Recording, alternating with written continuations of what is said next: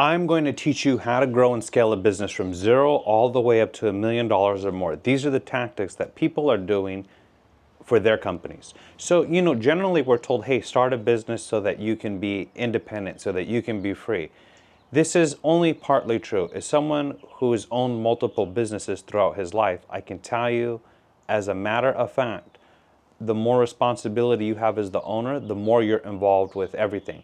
You'll see a lot of millionaires say things like, well, get someone to manage and let them be in charge of the day-to-day operations. But there is always going to be an aspect where you have to be involved as long as you're a part owner.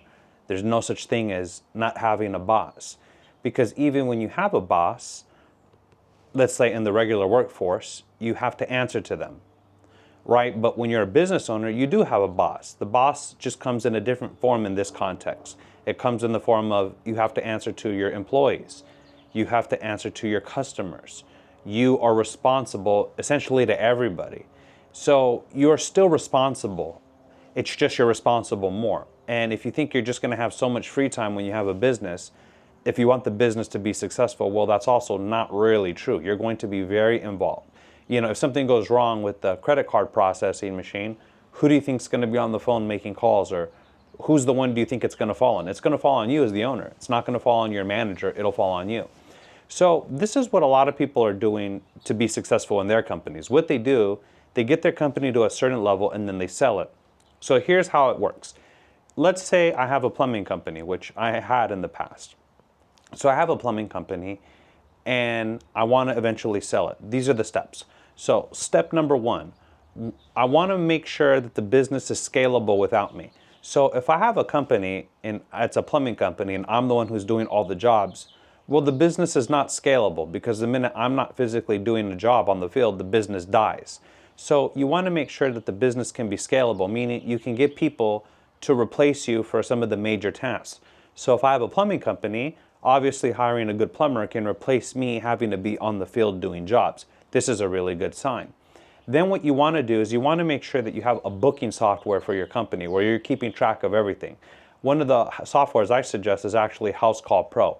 So this will show you like what your average job is, what your average margin of profit is, how much in sales you're doing a month. It'll show you if you're having high months, if you're having low months. This keeps track of everything. Keeps track of your customers. It'll have a customer database, because now if I want to present this to another company to buy me out, I want to show them, look, here's a list of 10,000 customers. I have their addresses, the average job we did.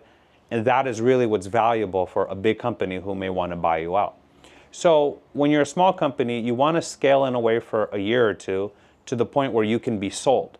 And well, who buys you? Well, there's companies called private equity firms. What they are is essentially a group of people who come together with money, and they'll have someone who manages that money, and these people will look to buy businesses. Now, a field in something like plumbing, electric, or HVAC is really good. Why? Because this type of business is free from AI influence, right? AI cannot replace a physical plumber to go on a job. AI cannot replace a physical HVAC technician to get on the roof to fix a heating or AC unit during the winter or during the summer, whatever it is. So these businesses are kind of free in a way from the AI influence. And these businesses are very scalable because if you can hire more techs, you can grow the business. So they're a really, really good industry. So here's what I'm doing. I'm building my plumbing company for a year. I want to try to get at least 2 other techs on the field that are not myself. I want to get these techs out there, trained, fully equipped. I want to make sure I'm booking all my calls through the software, so I'm very organized. So when I present this to a private equity firm or a bigger company, I can say, hey, look, here is all the proof I have of the jobs I've done. Here's the proof of the sales. Here's a list of all the customers. So they see the value in it. And how these companies will evaluate you, they'll usually pay something around 3 to 5 times what you're doing annually in sales. So if I'm doing $1 million in sales, I can probably expect to get a $3 million to $5 million evaluation, because they're also going to look at scalability. So they'll say, okay, if this guy with 2 technicians is doing $3 million a year in sales, yeah, they'll give you, 3 to 4 times that, depending on the company, because they're doing two things. They're buying out an existing customer base, which is very valuable to them, but they are also getting rid of you as a competitor, because now that new company is just taking that much more of the market. So this is how these companies are working, and they're actually out there a lot. A couple years ago, a private equity firm actually had reached out to me.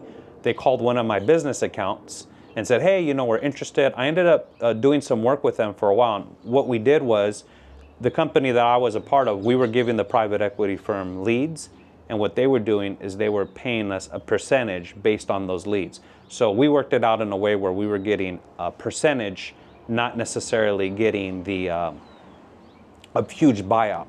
So there are different ways to structure it. So like I said, if I'm building a company, I'm building it up to a certain point, and then I can even call other companies. I can call other local companies, say, how many technicians do you have? Oh, we have 10 techs. Okay, if I'm a company with just 2 technicians and they have 10, they probably have the money to buy me out. And if I've got everything organized, like I said, through a software like House Call Pro, and I've got a list of my database, I've got a good website, and I can show them proof of how much I'm doing in sales, they may buy you out. So this is what people are doing, because ultimately you want to find an exit to the business, because business is like a game. The hard part about it is nobody tells you, essentially, nobody, it's in this context, when the game ends. Because when I play a game like basketball, I know when that fourth quarter ends, the game's over. But in business, it doesn't really work that way, does it? I can be playing the game of business, but nobody tells me when is the game over.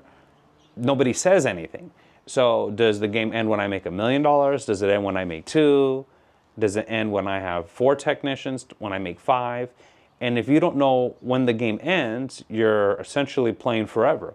So you want to have a number in mind that once you reach, you'd be willing to sell the company, because ultimately you want to have freedom. Because if you don't, you kind of become a slave to the business. Now, if you really enjoy working, there's nothing wrong with that. But if your goal is to make a large lump sum, you want to put in hard work, get it to a certain point, keep it very organized, and present this to other companies. This is how I do the call. I have, let's say, 123 Plumbing, and I'm calling 45 Plumbing. Hello, 45 Plumbing. My name is 123 Plumbing. I'm actually a local plumbing company in your area.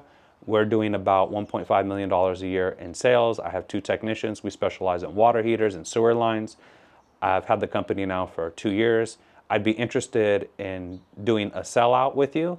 Would you be interested in looking at the numbers that my company is doing in sales?